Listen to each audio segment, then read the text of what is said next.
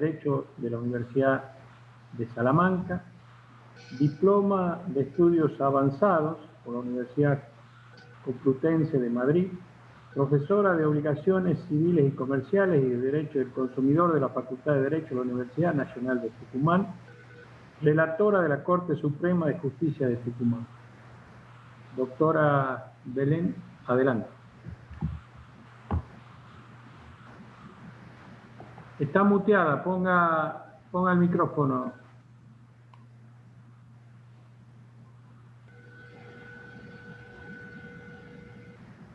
No, ahora. Ahora sí. Ahí está, gracias.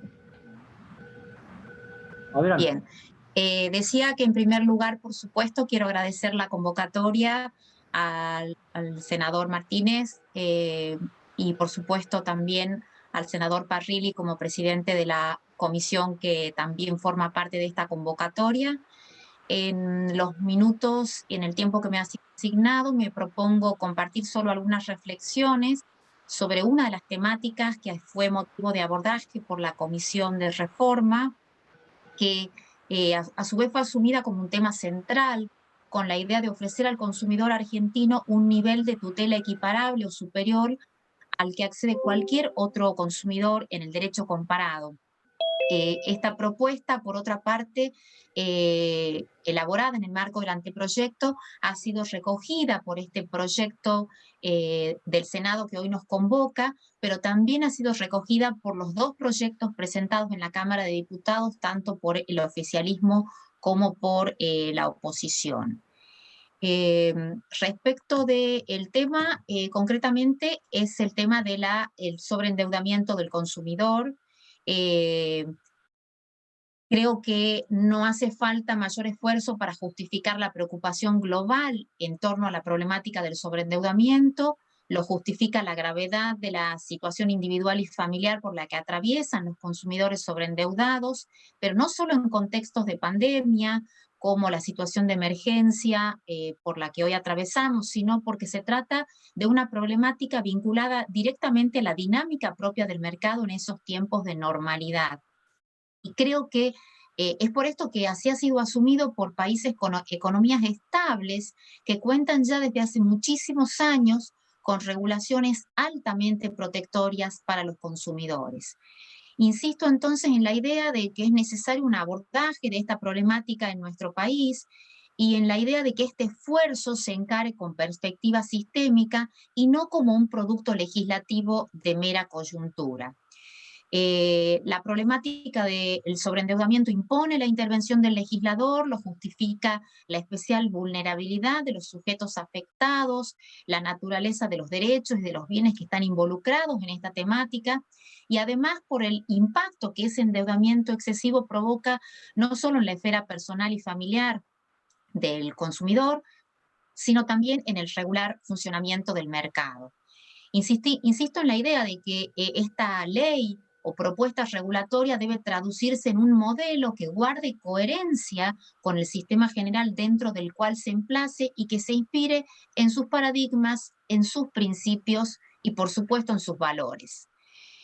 Decidir el emplazamiento de la regulación de esta temática ha sido para los miembros de la Comisión mucho más que una decisión metodológica. Incluir la regulación de la temática del sobreendeudamiento en una ley de defensa del consumidor ha sido una decisión cargada de sentido porque habla de lo que buscábamos y explica el modo en que queremos hacerlo. El modelo propuesto y su emplazamiento en esta ley de defensa del consumidor o código de defensa del consumidor estará inspirado sin ninguna duda en el mandato garantista impartido por el artículo 42 de la Constitución que manda tutelar a los consumidores y a su vez asegura que en cada norma de esta propuesta la tutela del consumidor y de su familia será un objetivo prioritario y prevalente. La cuestión central pasa por el cómo asumir el abordaje de la temática. ¿De qué hablamos cuando hablamos de sobreendeudamiento de los consumidores y quién es el destinatario que tenemos en mente cuando propiciamos soluciones singulares? Respecto de la primera cuestión, concebimos al sobreendeudamiento como una grave dificultad para asumir el cumplimiento de las obligaciones asumidas, contraídas y en situación de pronta exigibilidad, aunque no se trate necesariamente de deudas vencidas. Pensamos que la adopción de este criterio permite que aquel consumidor sobreendeudado pueda acudir ya a estos resortes ofrecidos por la ley, porque de lo contrario se propiciaría un agravamiento de la situación de ese deudor. El destinatario de esta tutela singular pensamos que debe ser el consumidor persona humana, porque es este consumidor y su grupo familiar el que necesita de un régimen especial de saneamiento de esa crisis de la economía doméstica, reconociéndole ese derecho llamado a la segunda oportunidad para superar de ese modo esta situación de endeudamiento excesivo. Esta noción o acudir a la idea del consumidor persona humana ya tiene un anclaje en nuestro derecho, el concepto de consumidor tiene tradición jurídica, marca un estándar de tutela y nos permite resignificar a un colectivo de sujetos sobreendeudados de alta vulnerabilidad a los que urge ofrecer soluciones renovadas. Pensamos que si bien es cierto que el régimen de concursos y quiebras merece un ayornamiento, la persona jurídica y el empresario individual pueden acudir a esa regulación concursal hoy vigente y encontrar allí el cauce para superar esta situación de impotencia patrimonial. Los principios que van a regular o que van a inspirar las normas concretas de prevención y superación del sobreendeudamiento tienen que hacer pie en la idea de centralidad de la persona humana y en su dignidad, tal como hoy la recoge el Código Civil y Comercial, y en la llamada ética de los vulnerables. Uno de los principios que tiene recepción expresa en esta propuesta legislativa es el principio de préstamo responsable. Pero no se trata solo de proclamar un principio, sino que en el artículo 79 del proyecto, ese principio se traduce en deberes concretos que han de ser de cumplimiento necesario para los proveedores e intermediarios de crédito. Indagar acerca de las necesidades concretas de los consumidores, asesorar y aconsejar adecuadamente la toma de un empréstito, advertirle a ese consumidor sobre los alcances del compromiso patrimonial asumido, evaluar los antecedentes crediticios y la solvencia de ese consumidor, informarle el resultado de esa evaluación y decidir fundadamente el otorgamiento o la denegatoria del crédito han de ser deberes de cumplimiento inexorable, como también adoptar cualquier medida tendiente a prevenir el sobreendeudamiento y absteniéndose de cualquier conducta que estimule el endeudamiento excesivo de los consumidores. Se incluye en esta propuesta, siguiendo los modelos, por ejemplo, de la Ley de Crédito al Consumo española, algunas medidas, pero aquí advertimos también que estos deberes de cumplimiento necesario en caso de inobservancia traerán una consecuencia relevante, que es hacer soportar sobre los proveedores y dadores de crédito esas consecuencias patrimoniales adversas.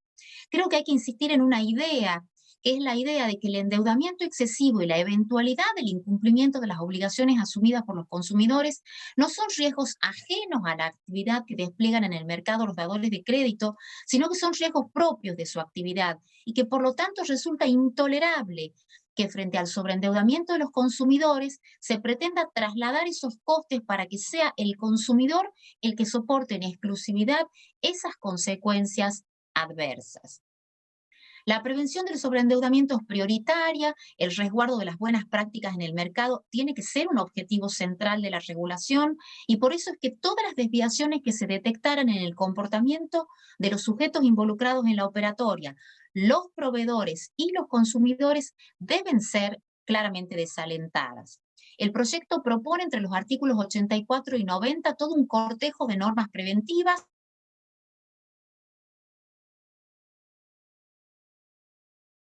que deba replicarse en los anuncios publicitarios, en la documentación que se le ofrezca al consumidor, en el contrato, por supuesto, que finalmente se formalice, un deber de asistencia, de asesoramiento, de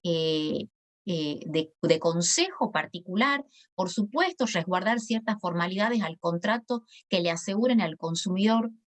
un resguardo de su consentimiento, el derecho a un pago anticipado, el derecho de arrepentimiento, con requisitos, un modo de ejercicio y efectos o consecuencias singulares, tratándose de la operatoria de crédito con consumidores.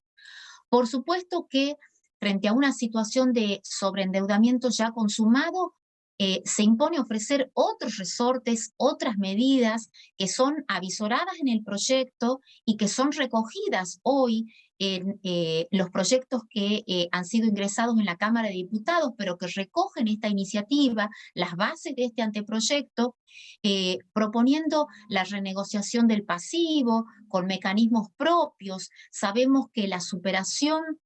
de esta situación de endeudamiento por vía de la renegociación del pasivo es una medida indirecta de superación porque esta liberación del deudor deberá ser el corolario de etapas que deben transitarse en forma exitosa, una conciliación de intereses, de un acuerdo al que eventualmente se arribe, del cumplimiento satisfactorio del plan de pagos que se pudiera acordar. Ustedes se preguntarán entonces cuáles son las novedades, por dónde pasa la novedad de esta propuesta legislativa. Bueno, la idea es que seamos capaces de redefinir un escenario y el rol que deben asumir los actores implicados. La idea es aportar un guión propio sin adaptaciones forzadas de otros modelos de dudosa eficacia, diseñar una dinámica eficiente para poner en ejecución estas medidas preventivas y de saneamiento. Y aquí también, y lo decía Federico Ossola recién, hubo toda una nueva decisión metodológica, que es ofrecer soluciones basadas en principios y en reglas de umbral mínimo. Si bien es cierto que necesitamos normas de implementación, también tenemos que ser respetuosos de las facultades reglamentarias que pertenecen a otro poder del Estado, al Poder Ejecutivo, y también tener en cuenta las facultades reservadas a las provincias para concretar esa implementación en cada jurisdicción, teniendo en cuenta las asimetrías que nuestra organización federal y sus respectivas estructuras ofrecen.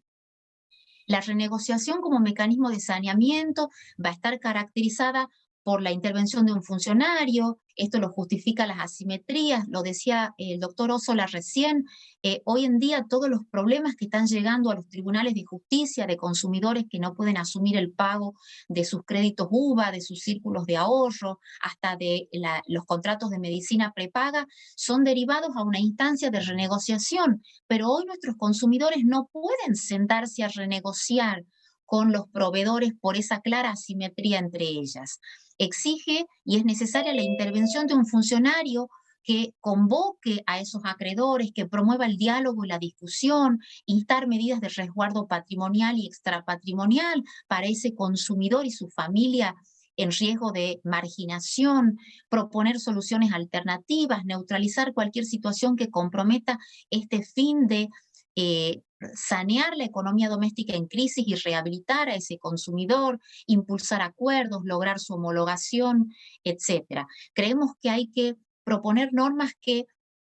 instalen la idea de que los acreedores deben presentarse, intervenir, acceder a la renegociación, cooperar en el desarrollo de la misma y, por supuesto, también participar en la distribución de esos costes o consecuencias adversas que suponga superar la crisis de la economía doméstica. Acudimos aquí a principios jurídicos de larga tradición, como el principio de la buena fe. Aquí campea la idea de que a la situación de sobreendeudamiento el consumidor llega de la mano de aquel que le provee crédito o financiación. Y por lo tanto, para salir de esa situación, esa mano no debe serle esquiva. La instancia de renegociación tiene que ser promovida, asistida, acompañada, por supuesto, cuando resulte una salida eficiente, por la posibilidad de reunir las partes, generar el diálogo de la discusión, acercar posiciones, pero además cuando lo justifique la realidad de esa economía doméstica en crisis. Por razones de tiempo no nos explayamos más, pero la idea es facultar a los funcionarios a que ejerzan una firme conducción del trámite con amplias facultades de gestión y que se impulsen soluciones favorables a ese consumidor y a su familia, con condonación total o parcial de deudas, morigeración de intereses y penalidades, prolongación de los vencimientos, cualquier mecanismo que resulte adecuado a los fines del saneamiento de la economía doméstica. Hay otro tema aquí que excede por mucho este espacio y este tiempo, pero todos aquellos contratos que hoy están conmoviendo las economías domésticas y que involucran derechos o intereses individuales homogéneos, círculos de ahorro, créditos UVA, seguros colectivos, medicina prepaga. En todos estos casos se impone impulsar soluciones creativas, valientes, donde un rol preponderante lo va a tener que asumir sin ninguna duda la autoridad administrativa de aplicación. Creo sin ninguna duda que este es el camino que tenemos que transitar. La liberación del pasivo pendiente tiene que ser un remedio previsto por nuestra legislación, como lo está hoy en casi todos los derechos del mundo, incluso, como decía al inicio de este intercambio, en aquellos que tienen economías estables. Este beneficio de la liberación del pasivo pendiente debe tener acogida en nuestro derecho y servir como estímulo para que el consumidor endeudado en exceso inste un procedimiento y lo haga en tiempo oportuno. No hablamos de la crisis de un deudor cualquiera, hablamos de un sujeto... Doctora, disculpe. Sí. Hablamos del consumidor, que es un sujeto que en el modelo de concursos y quiebras actual no tiene recepción. El consumidor no puede ser liquidado, no puede ser extinguido, no puede ser excluido por resultar económicamente inviable. En esta senda creo que tenemos que apoyar a la creatividad y encontrar soluciones que se adecuen a esta situación. En definitiva, señores senadores, señoras senadoras, este anteproyecto asume una problemática de alta sensibilidad para colectivos sociales vulnerables, ha recogido la experiencia de aquellos países que ya han asumido el tratamiento de esta cuestión, se han considerado todos los proyectos que han transitado este Congreso en ambas cámaras desde el año 2008 hasta la fecha, y lo que ofrece es una propuesta regulatoria que eleve el estándar de tutela de los consumidores. Llega hoy un tiempo de debate amplio, la búsqueda de consensos, confiamos que así será. Muchas gracias. Muchas gracias, doctora.